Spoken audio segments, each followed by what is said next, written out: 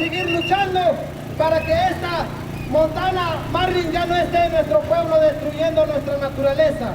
Sabemos que nuestros ríos se están secando, nuestros animales están muriendo, ya la producción ya no da como antes.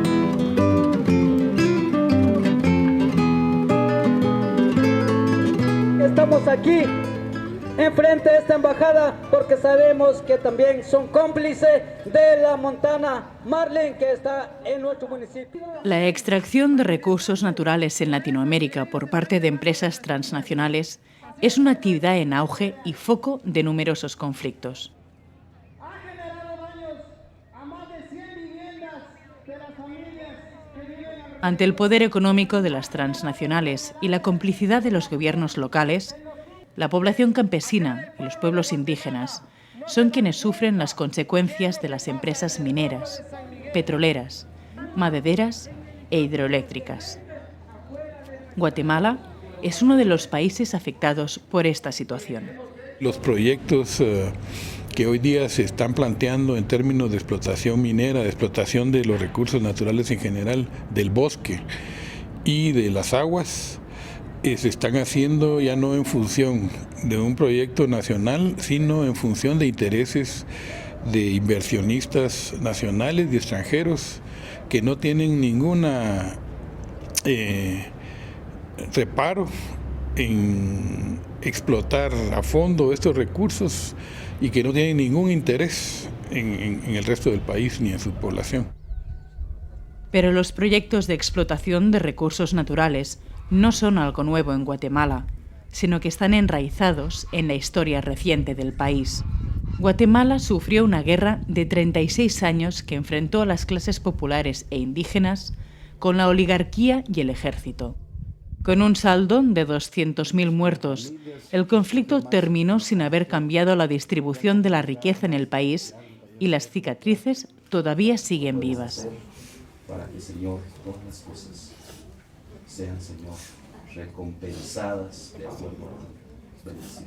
Hay muchos cementerios clandestinos que quedaron en diferentes lugares y ahora hemos recuperado, en este caso, 3 víctimas en un cementerio clandestino, denunciado en el Ministerio Público por sus familiares.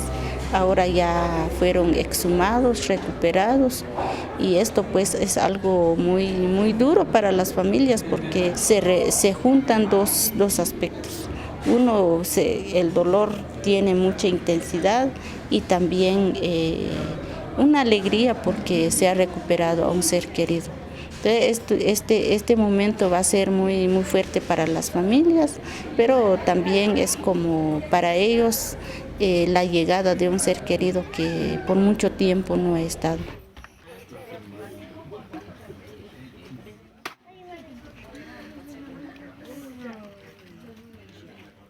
Hoy, todavía con las secuelas y el miedo que generó la guerra, la población guatemalteca enfrenta nuevas amenazas. Para muchos, las empresas transnacionales están haciendo ahora lo que no pudieron hacer durante el conflicto armado.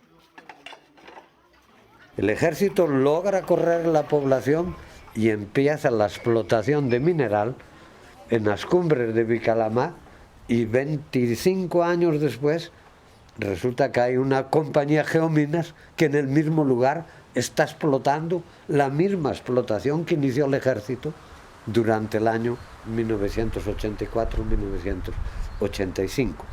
Entonces, cada área, cada lugar masacrado o desocupado por la fuerza militar de población, en este momento está reocupado por compañías internacionales. El plan de los grandes poderes económicos, que siempre ha tenido un plan desde el año 1970 para empezar a investigar el recurso que hay en los municipios, en los departamentos, y querían que ocupar o dueñar, pero como la gente se opuso, por eso hubo el enfrentamiento, entonces, y cambiaron el modo, la política, la estrategia, y ahora sigue siendo esto. Ese es lo mismo, es el mismo conflicto, es el mismo problema de la situación que hubo en en los años 80. La exploración hicieron hace muchos años, creo que en los años 70, entraron a explorar aquí. Y desde el año 80 empezaron a sacar el mineral que existe aquí. Cuando empezó el conflicto armado, y lo dejaron de sacar, pero ya después del conflicto en el 2000, el año 2000, empezaron a sacar ya de nuevamente este mineral aquí. Minerales, sí. Ya hay una concesión para explotación de minerales en esta zona. Tienen un problema las empresas, y es de que aquí vive gente, aquí la gente es propietaria de sus tierras y aquí hay terrenos comunitarios, comunales. Entonces muchas empresas están usando un montón de medios y métodos para convencer a la gente de que venda sus tierras, para convencer para poder tener el derecho de paso de carreteras. Están haciendo bastante labor, comprando líderes también para poder entrar a las comunidades. La gente no quiere que van a sacar la riqueza de la tierra. Uno, que no quieren que va a sacar la riqueza de la tierra. Dos, que no puede contaminar el río que tiene la gente, porque solo un único río es el único nacimiento que tiene la gente, que donde cosechan la gente o donde lo toma la gente y donde también lo toma sus animales de la gente. Si lo contamina ese nacimiento, quedó la gente en un gran problema. Hay un capital transnacional que es responsable de la presión sobre recursos naturales. Hay una oligarquía nacional que ha detentado siempre un poder económico y que no ha dejado de desarrollar las fuerzas productivas, las fuerzas sociales de este país. Hay un Estado hecho a la medida de esos intereses económicos que son los que han permitido el despojo, el expolio, la agresión y el genocidio para la población. Entonces hay responsables, están claramente definidos, y no son solo los militares. La extracción de recursos naturales implica también cambios en cómo vive la población en sus territorios. Actualmente una compañía que tiene un territorio, que tiene un terreno y un territorio, como es la compañía Enel, se dirige a la población diciendo: este es nuestro territorio, estamos preocupados por su desarrollo, si ustedes nos dan permiso de paso para la hidroeléctrica, nosotros le vamos a hacer sus escuelas, su auxiliatura, su caminito vecinal, aparte la carretera para entrar en la compañía, porque establecemos territorio, establecemos territorialidad. Cada compañía es una territorialidad y nosotros administramos la pobreza o la no pobreza, el empleo o el no empleo y los recursos naturales que hay aquí dentro, según nos convenga a nosotros. Como pueblos indígenas, nosotros el planteamiento de la tenencia de la tierra va mucho más allá de solamente verla como un recurso, ¿verdad? Como un elemento que pudiera darnos beneficios, sino es una relación más estrecha. Por eso nosotros hablamos de Catehuachulef, nuestra madre tierra, ¿verdad? La que nos da la vida, la que nos da el sustento, la que nos protege. La tierra no es la tierra, es Cuchuch. Cuchuch es la mamá de todos, y Ucubale para los sicilios, ¿verdad? Es el papá de todos. El Sumal Grande, el cerro Sumal Grande, no, nadie le llama Sumal Grande. Cuchuch nin Sumal, la mamá Sumal Grande. Tocaron nuestra mamá, mataron nuestro papá, y resulta que están hablando del Sumal Grande, están hablando de un cerro. O sea, eso es las entrañas de la cultura, eso es el corazón de la cultura. La tierra es lo que permite la vida de la gente y la vida de la población. No son las compañías ni los gobiernos los que permiten la vida de los pueblos, es la tierra. Entonces, ¿por qué le quitan a la tierra lo que la tierra quiere dar y lo que el pueblo necesita?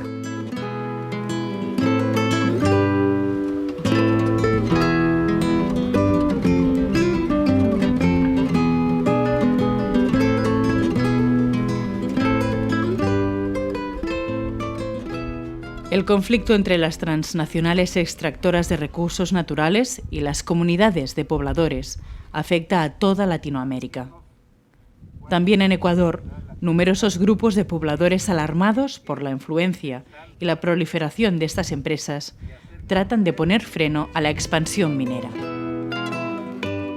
En esta zona nos ha causado tremendamente, estamos muy preocupados de lo que va a suceder aquí, a sabiendo de los destrozos que la minería transnacional ha ocasionado ya en los pueblos vecinos como es en Perú, en Bolivia, en Chile.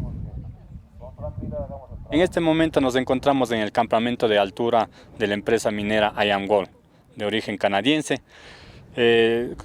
Podemos ver con las cámaras la quebrada del Quinahuayco, donde nacen las vertientes de agua para el consumo humano de aproximadamente 10.000 habitantes, tanto del Victoria Portete como Tarqui, así como también abastece para una vasta región agrícola, ganadera, que estamos produciendo alrededor de 200.000 litros de leche. Aquí hemos tenido ya la fase de exploración avanzada por la empresa, como a lo mejor pueden captar las imágenes, tenemos unos puntitos blancos donde que ellos sondearon, sacaron los cilindros de roca y llevaron a los laboratorios en el Perú y determinaron alrededor de 3.3 millones de onzas de oro entre esta zona y la de aquí.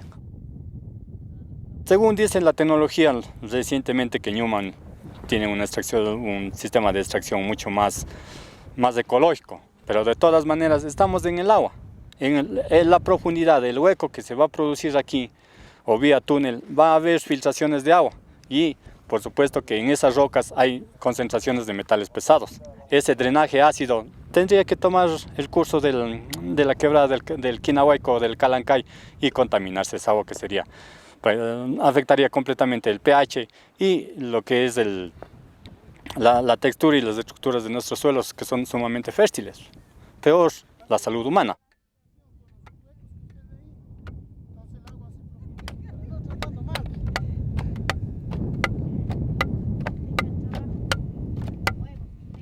No queremos contaminación. No queremos contaminación. ¡Que viva el agua! ¡Que viva!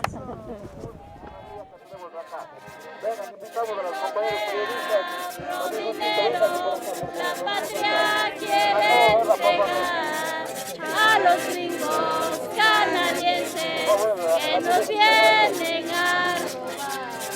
A los gringos canadienses que nos vienen a robar. Fuera mineros, fuera mineros, fuera mineros, fuera mineros de aquí, fuera mineros de aquí, fuera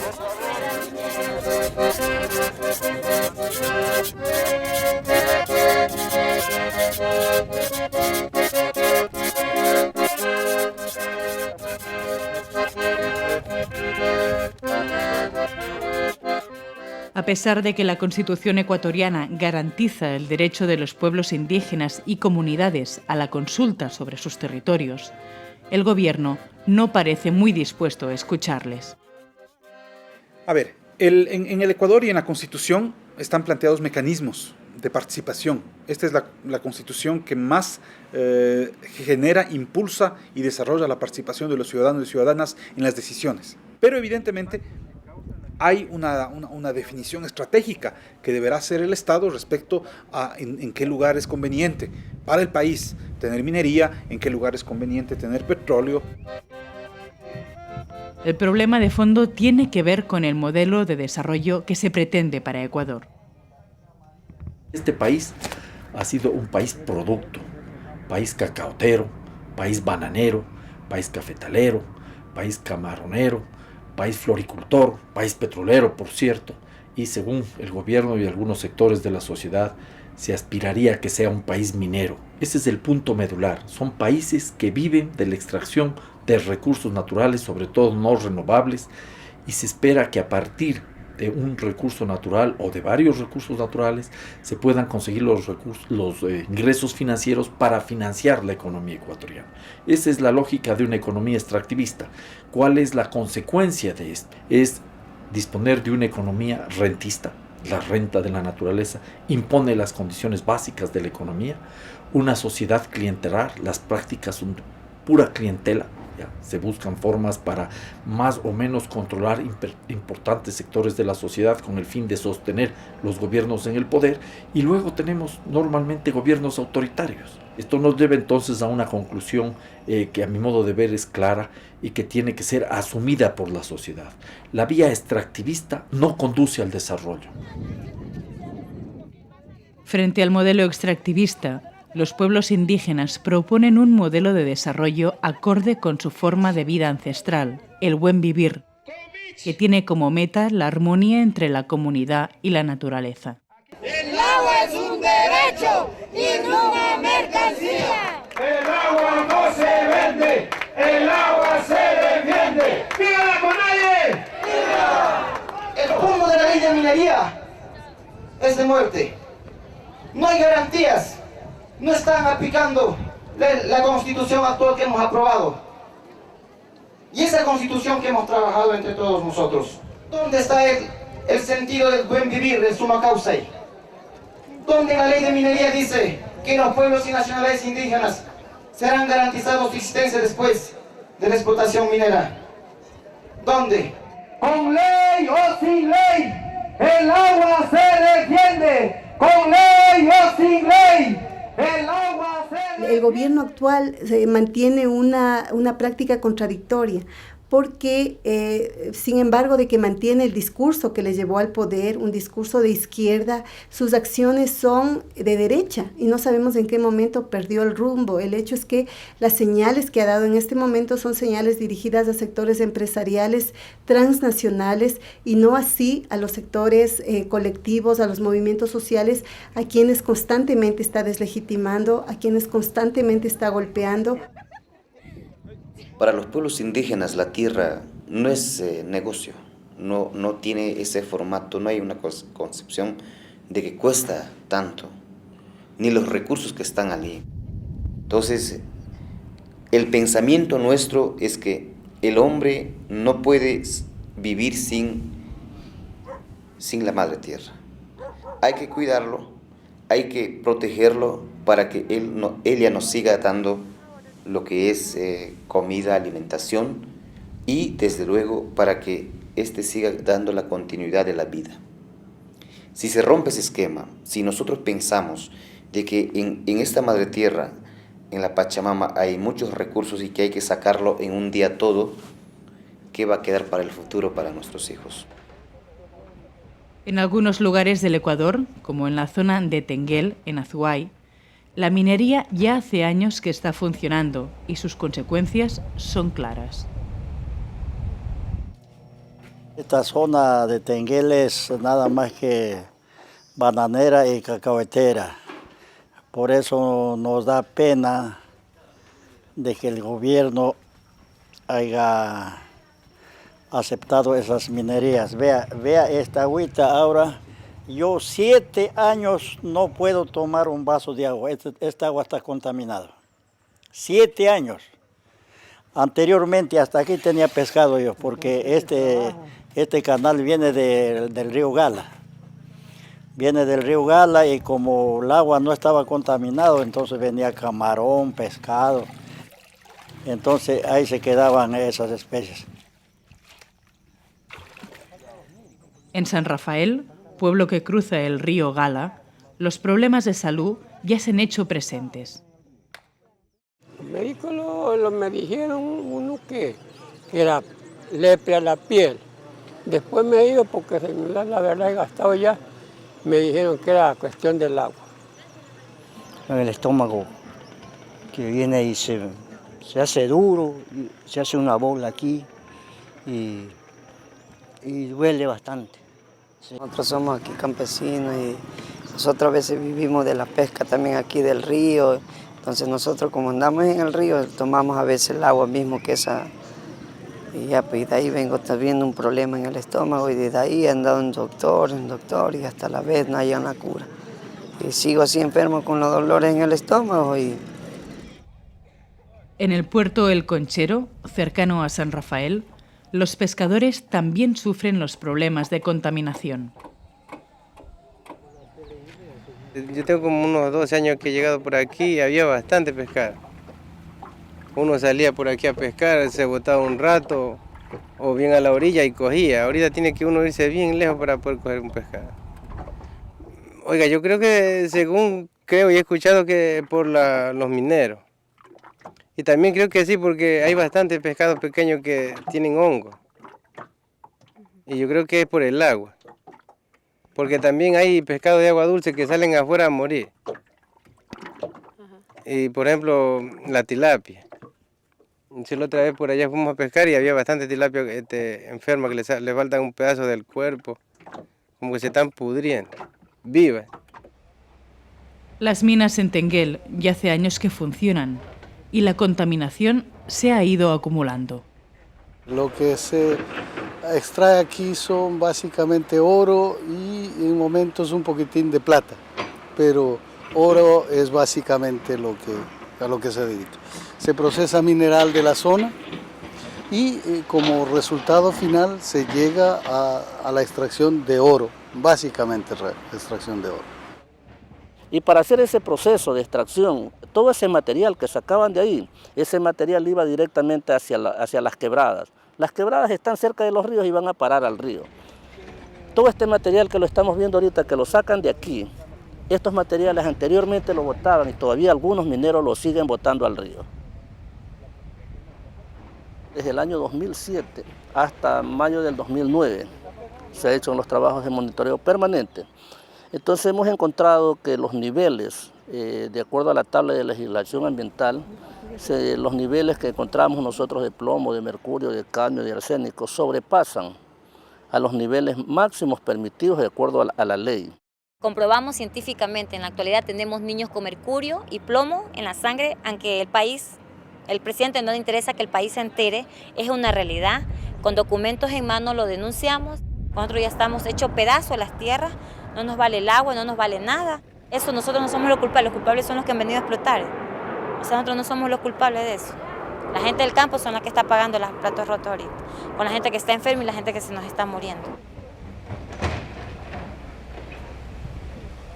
Nos han intimidado para que salgamos de esta lucha, nos han querido eliminarnos, como es el caso de Esther, pues ella tuvo que abandonar hasta su pueblo natal porque corrió graves intenciones de ser victimada. Fue el 28 de junio, cuando a mí me llamó el chico, el informante, me dijo, tienes 10 minutos para salir de tu casa. Fue que yo en 10 minutos desaparecí mi gente de mi casa y esperé en la parte de al frente con mi hermana Débora. Teníamos, como en todo campo tiene uno cartuchera, nos cogimos. Yo le decía a mi hermana, si vienen 2 o 3 tenemos tiempo de disparar. Pero la sorpresa no fueron 2 o 3, fueron 10 personas armadas hasta los dientes y vestidos de policía. La denuncia está puesta desde el año 2008, en abril. Ya han pasado tantos muertos, más de 4 muertos, y aquí no pasa nada, no rueda nada. Di nombre de las personas que contrataron sicarios y no pasa nada. O sea, aquí no pasa nada.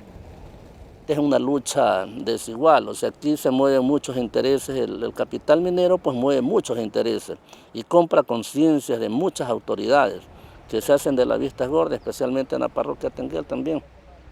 Sigo las amenazas, ahora me llaman por teléfono a insultarme, a amenazarme con el fin de que desista, pero yo no voy a desistir de la lucha.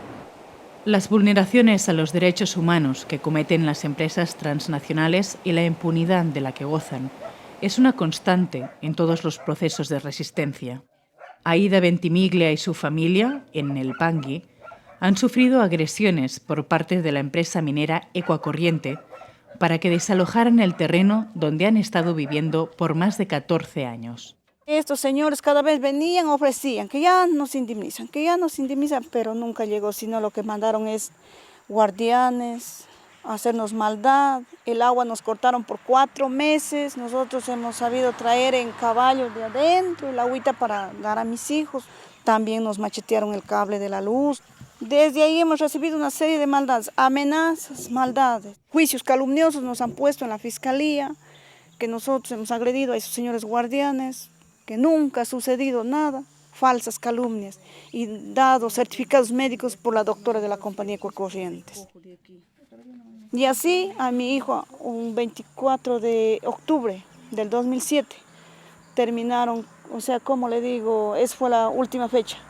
Cogieron allá, le habían avaliado, la yegua corre, le bota al suelo, le machetean todito el cuerpo. Aquí está el balazo, los cortes, aquí no han sacado, otra hoja me falta, pero tiene aquí es macheteado los dedos, un tremendo corte aquí. Y ahora mi hijo ha quedado mal, no está bien, él está enfermo.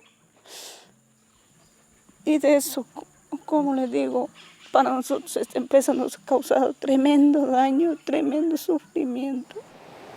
Lamentablemente el presidente Correa, en lugar de abrir la puerta para un gran debate nacional sobre estos temas, ha cerrado la posibilidad del debate y para colmo trata de denigrar a determinados grupos, acusándoles de infantilistas ecológicos, de infantilistas de izquierda, de infantilistas indigenistas, como que el ser infantil sería un crimen o un pecado.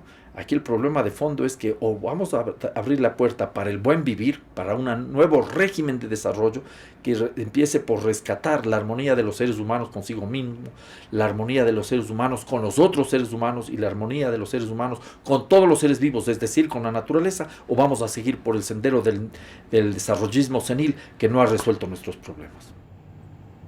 Para el gobierno ecuatoriano, el petróleo sigue siendo un recurso esencial para financiarse. De hecho, aproximadamente el 35% de los ingresos del país provienen del petróleo. El petróleo es fundamental en este momento y va a seguir siendo muy importante en los próximos años, por cuanto es uno de los ingresos más importantes que sostienen la inversión pública. Hasta el 2006, 2007, la mayor parte de las empresas petroleras privadas se llevaban el 70, el 86%, algunas. Por ejemplo, empresas como Rexol se llevaba el 86% de las rentas que producía el petróleo que extraía de las entrañas de la tierra ecuatoriana. La política que ha tenido el Ecuador antes, tenemos 40 años de explotación petrolera, era una política de desaparición del Estado. El Estado nunca estuvo presente. Y por tanto la explotación se hacía simplemente sacando recursos y olvidándose completamente de que en esas zonas hay comunidades y poblaciones que requieren una atención especial del Estado. Nuestro gobierno plantea de una manera totalmente diferente el tema y creemos que los primeros beneficiados de una explotación de recursos naturales no renovables deben ser las comunidades que están alrededor del proyecto. Pero los beneficios de este modelo de extracción petrolera no son tan claramente percibidos por la población más afectada. En la Amazonia ecuatoriana, donde se concentra su explotación, sus impactos son ya evidentes. Lo primero que la gente pide es trabajo. Entonces, ¿qué se busca? De llegar a un acuerdo que nos den un trabajito ahí de mano de obra no calificada y calificada, pero igual a nosotros nos han marginado, nos han dado un pequeño trabajito hasta mientras engañarnos y después la parte más gruesa nunca no nos han tomado en cuenta. Bueno, nosotros pensamos que en realidad la gente que vivimos en la zona no disfrutamos de ese supuesto desarrollo, ¿no? Orellana es la provincia con más índice de desnutrición, por ejemplo. El 96% de las personas que vivimos en Orellana está bajo el nivel de pobreza. Ha habido el impacto del rompimiento de nuestro convivir social, o sea, dentro de una organización unida, vive de sus propias costumbres, de su propia realidad. O sea, la introducción de eso pues nos ha desorganizado nuestra convivencia social.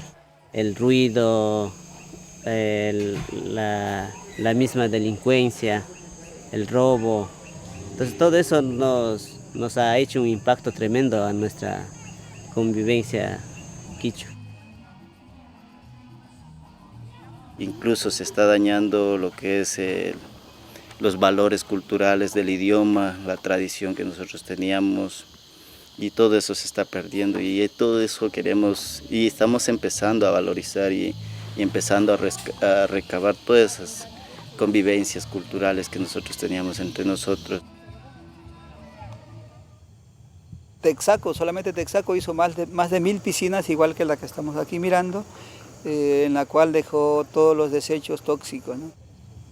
Los químicos del petróleo no se degradan por muchos años, algunos pueden pasar 50, 100 años y no se degradan. Algunos se evaporan, pero asimismo en su proceso de evaporación va contaminando a las personas que viven alrededor y a los animales que tienen la desgracia de estar también cerca. Los ríos, las lagunas, los suelos, el aire están contaminados. Los niveles de cáncer, para citar un ejemplo concreto, que en el país están en el orden del 11.2, 11.4%, en la Amazonía están el 31, 32% en esas regiones. Humberto Quichimbo estuvo 23 años viviendo en una casa encima de un pozo de crudo. El vendedor del terreno no le avisó del peligro que tenía debajo de los pies. Ya que paramos la casa, quisimos hacer una poza para tomar agua y es puro crudo. No teníamos, y no nos salió ninguna parte buena. Después sí, así son negros y eso lo ibas arrinconando. Y de ahí sacabas porque no teníamos de dónde más tomar el agua. Ya se vino a hinchar todos los piernas, se hincharon y hasta ahora vive así. Y una hija también se nos murió de ese problema. Estaba embarazada y se murió. Vamos. Y yo también tengo el dolor de las piernas, por acá abajo. Todo. De ahí me salió estos, me decían hongos. De ahí me sacaron que era de contaminación del crudo. Y todavía no se me cura bien, vea, me sale por aquí, me sale. No estoy bien curado.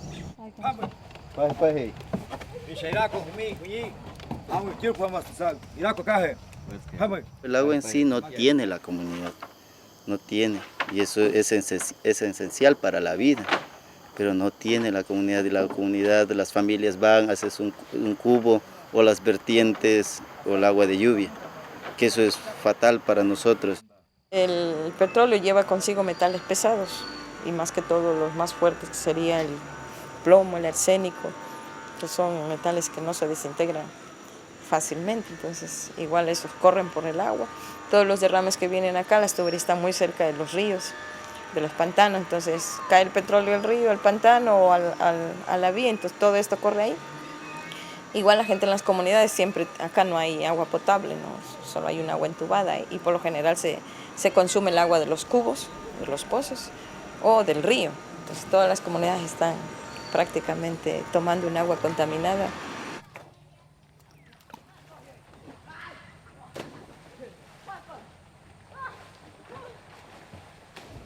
Tenemos una tubería bastante obsoleta que ya se rompe porque tiene 30, casi 40 años, ¿no? Que está trabajando, están produciendo. Y esto conlleva que ahora tengamos múltiples derrames seguidos, y hay rupturas del tubo donde menos uno se lo piensa. Justamente acá se dio un derrame hace ya aproximadamente un mes y algunos días, y lo que podemos apreciar es que se derramaron acá 1.300 barriles de crudo pesado perteneciente a la empresa Repsol. Lo que estamos apreciando acá es que ya va más de un mes y no se han realizado los trabajos como tenían que ser, ¿no? Vemos nosotros el terreno es de color rojo o marrón y lo vemos negro, que es el petróleo que se ha derramado acá, y porque no se ha hecho unos trabajos contundentes, pues no hay una limpieza total del área. Las piscinas que se aprecian aquí no estaban, este terreno no era así, entonces la empresa lo que ha hecho es entrar acá sin permiso de los dueños de la finca y siguen haciéndolo, pues van destruyendo más terreno y no se ha indemnizado a las personas, a los dueños, y tampoco se les ha pedido permiso, solamente se les ha dicho que la empresa entra porque esto ya son área petrolera, que son terrenos que pertenecen al Estado y por lo tanto ellos pueden entrar a la hora que sea a hacer el trabajo que quieren. Vinieron ellos a malas con las autoridades, tanto militares como policías, y ingresaron a la fuerza. Y ahí están trabajando. Y nosotros no podemos hacer ni decir nada. Y inclusive ingresar a nuestro propio terreno con temor a que seamos maltratados físicamente. Tenemos ya una vicepresidencia ambiental con ese rango que tiene la capacidad y el presupuesto para hacer la remediación de todas aquellas zonas que fueron contaminadas. Pero simultáneamente tenemos puesto en marcha una serie de mecanismos que permiten enfrentar las contingencias en forma rápida y evitar que efectivamente los accidentes que puedan ocurrir puedan generar procesos complicados de contaminación. Esto está muy avanzado, tenemos procesos muy precisos en términos del manejo de contingencias que han permitido que efectivamente en los últimos años no tengamos situaciones, digamos, extremadamente graves en términos de medio ambiente. Cuando hay un derrame petrolero no es que se toman los correctivos y los parámetros necesarios, como dice la ley. Vienen las empresas remediadoras y remedian pues como les da la gana. Dejan ahí a medio limpiar, nunca hacen bien. A ver, históricamente el petróleo ha sido un problema en términos del mal manejo que ha habido en términos ambientales, pero eso cada vez se ha ido mejorando. Cada vez la tecnología es menos impactante en términos del medio ambiente y por tanto podemos hablar ya que nos vamos acercando a una explotación razonablemente limpia del petróleo. El gobierno hasta el momento ha hecho tres cosas: nada, nada y nada, por defender a la gente. Por el contrario, se habla muchas de las veces que el gobierno ha estado ausente de esto.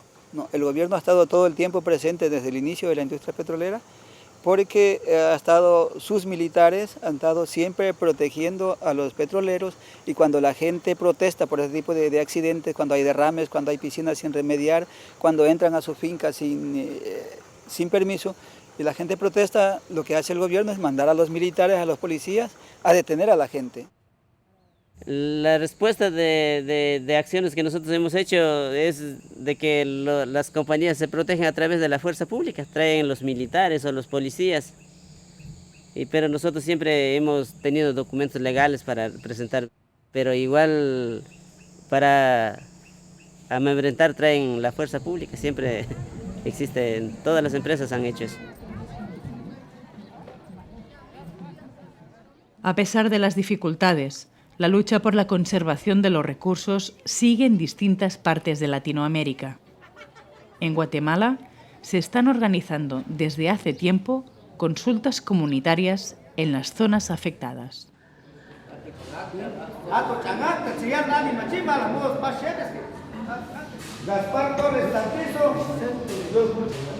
Con esta ya es el número 26 de las consultas comunitarias en Huehuetenango. Entonces es sorprendente cómo la gente se está involucrando, cómo también municipalidades, alcaldías conscientes también participan haciendo las autorizaciones municipales, y la población que se vuelca y que está diciendo un no rotundo. Hay una aldea y en cada cantón, ¿verdad?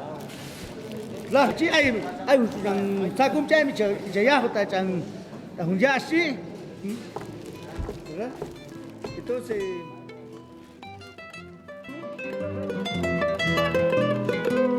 Esta es la historia de la gente que va nadando contra corriente, de los que luchan porque entienden que todo cuesta, que todo duele. Esta es la historia de la vida que va brotando de las heridas. Lo lastimoso es que después de haber manifestado su voluntad, pues lo que va a venir es un nivel de desobediencia y también de un nivel de resistencia pacífica. Entonces, en ese marco creemos nosotros que sí, efectivamente, está dado ese camino. Hay un movimiento que está vivo y está avanzando de resistencia a estos proyectos. Si este movimiento se logra imponer su derecho, lo que tendrá que pasar es que buscaremos otras vías alternas de desarrollo que no atraviesen por la destrucción de nuestros recursos naturales. Si se impone la voluntad del capital y de la clase dominante guatemalteca que quiere lucrar con la destrucción de nuestra naturaleza, pues lo que va a quedar es destrucción, enfermedad, aguas contaminadas y mucha más miseria de la que ya tenemos. No estamos de acuerdo con la minería.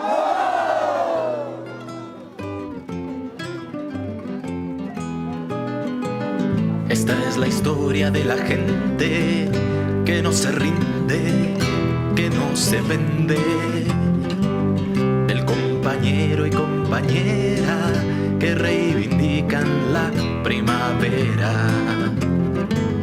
La prepotencia y el abuso ya rebalsaron nuestra paciencia. Ya levantamos las banderas, ya organizamos la resistencia. Victoriosos tras la noche oscura, ni el hambre ni el cansancio nos derribarán. Victoriosos tras la noche oscura, veremos al sol traer la claridad. Más que cadenas y que candados, son nuestros brazos entrelazados. La barricada más feroz contra el que quiera pisotearnos el amor. Más que fusiles y que soldados, son nuestro grito y el puño alzado. La artillería más fatal contra el que atente contra nuestra dignidad.